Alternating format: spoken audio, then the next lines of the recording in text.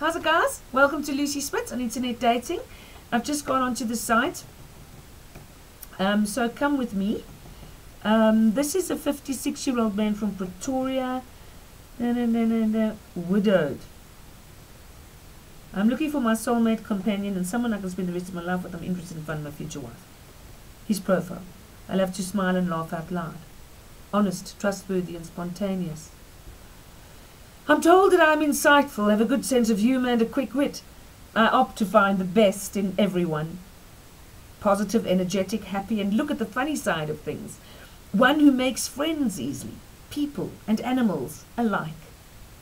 The excitement of a relationship, old and new, lies in learning about and getting to know the other person in a spiritual, emotional, and everyday sense.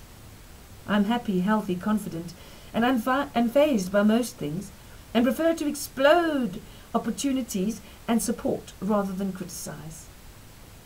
Romantically inclined, noticing the little things without losing sight of the big picture, as a devoted contributor to what will be a special relationship. Contribute to a special relationship. I prefer to be activity driven, but sometimes like more mediative, creative, or calming pastimes with company, alone or without a few beverages. Had to throw in the, I prefer to be activity driven. Oh, I said that. You need to be able to love unconditionally and appreciate family, friendship, and fidelity, and be prepared to make time for this. Someone who loves life and enjoys a good laugh can enjoy the seemingly endless experiences that lies ahead. I am a self-motivated, focused, honest, loyal, and hard-working individual, always striving to achieve my potential, whether it be professional, socially. I live a great lifestyle with healthy eating, exercising regularly, and working a job that I enjoy doing. I'm reasonably good at cooking, enjoy going out, and don't mind getting on the dance floor occasionally. I have been known to be a little romantic at times. I'm not into one-night stands. I'm looking for a long-term relationship, someone I can spend the rest of my life with. And we move on. Now the fake profile.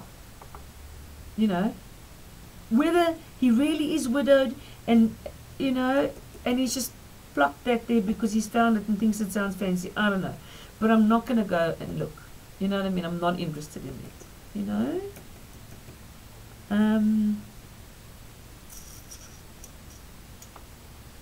Yeah, but I had a phone call. I gave this guy the number. Like I say to you guys, you can give your number out. Hear their voice. I've told you this, Anyways, I gave my number out. And this is one of those times where you wish you hadn't. Anyway, and he phoned and he sounded okay. Originally from Durban and Benoni. Cuddly, which I'm not mad about, but, I'm trying. And sort of spoke a little bit, asked me what I do, where do I work, and a little bit about myself. And then I said, well, what's your story? How long were you married, And I can't remember what he said about his marriage. But he had a marriage and lost everything, and of course, it was all her fault. And then he said, but he did just recently have a girlfriend. I'm like, how recent? He's like, a month ago. I go, sure, that's very recent. What happened? Are you still in love with her? No, well, he says, his daughter said that he cannot take her back under no circumstances. And he said, I have to go on my daughter's side. And this is what she was referring to, a woman that came into his life, which eventually after a few months he realized was a drug addict and alcoholic. So he just lent her a car, or gave her a car, I'm not sure which, just said, here's a car, go be reckless. And she also had a sister in a squatter camp, who she would visit regularly. There's one particular day she didn't come home, 10 o'clock, he was a bit worried. So he got in his car and he went to the squatter camp, because his daughter told him they were there. And there she was, in a cardboard box on the floor in the squatter camp with another man, swearing at him for coming. And he's going, why? What are you doing to me? Whoa, what a fool. So he leaves with his cars after he finds his keys, leaves with the car and he goes up. And his daughter says, look, I don't want you near me anymore. I don't want you in this house. So he goes, damn, I so badly wanted her back, the lady from the squatter camp. I don't care that she was sleeping with another man in a cardboard box. I want her back. Because I said, just tell me, if your daughter hadn't said, Dad, you can't bring her back, you would have brought her back? Yes, he would have. So this man is not playing with a full deck. You know? Not a Blixem's full box of chocolates.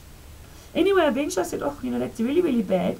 But don't you find it weird that, you know, that you're telling all of this?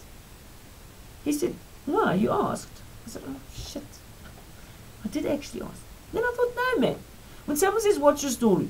You expect them to say, yeah, I was married for a few times, I had a girlfriend, didn't work out, been single for this long, you know, I've got to get out there. Not this whole thing about a chick who's in a squatter camp who happens to be, you know, a drug addict, and the car had been bumped, and I don't know what all. So I said, well, and I said that. I said, it's our first conversation. You didn't have to tell me about the chick and all of that. Well, you asked. I said, you don't think that's weird that you haven't met me and you're telling me that? And he's like, well, no. Anyway, I said, look, eventually, I said, Paul, you know, I have to go. Can't talk to you anymore, I'm busy. But he was such a talker, I was eventually working like this on the computer and just looking, sure, terrible. You know, when you're not really listening. And then I thought, what am I doing? And I said, look, I can't listen to you anymore. I've got to go. And anyway, and I said, you know, anyway. And I said goodbye. And he said, wait. I said, what? And he was like, well, when can I phone you again? And I said, next week? And he said, yeah, I'll phone you next week. I said, okay. I know he won't phone me next week. And if he does, I will tell him very nicely that I'm not interested. Because I have, in future, sort of ignored people and just gone away. And I think that was a little bit careless. Or should I say horrible. Anyway, this was far too long, so I don't think I'm going to use it. Cheers.